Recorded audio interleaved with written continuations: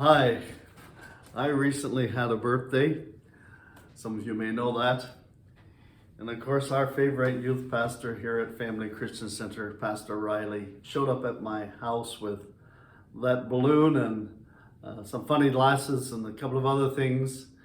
And, these often bring a smile on your face and they cause a little leap in your spirit. They're simple little things. My granddaughter every year always crafts me a card.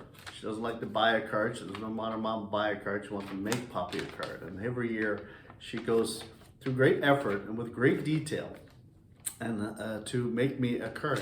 It finds its place in my heart first, and then it finds its place in my filing cabinet.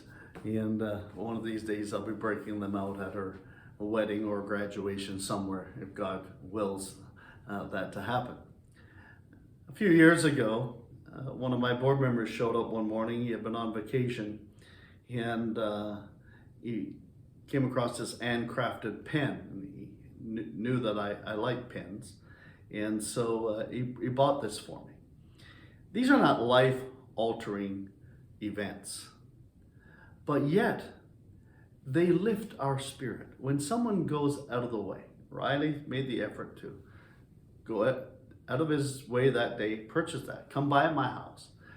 Others of the staff, I don't want to just signal here one person, but my staff, the team around me, they blessed me in so many wonderful ways. Years ago, when we were pastoring in Springdale, Newfoundland, we had a beautiful couple. And of course, there's been hundreds of amazing couples that have blessed our lives so richly through the years. But I mentioned this particular couple. The brother has gone on to be with the Lord, as Sherman and Wendy Pilley.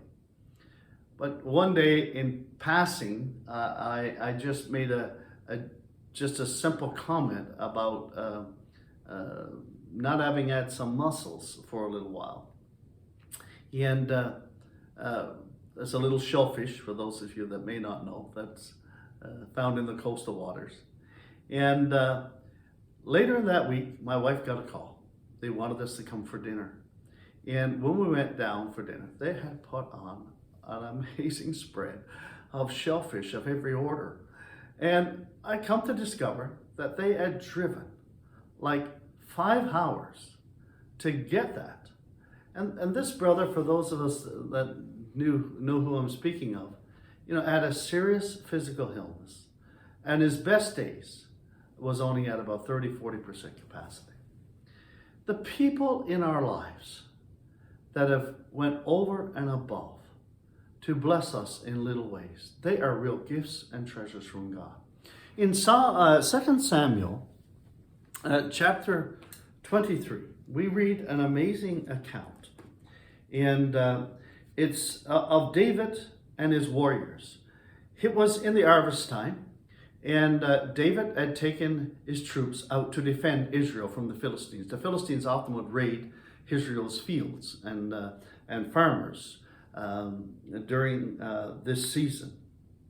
And one day, David casually just made a statement.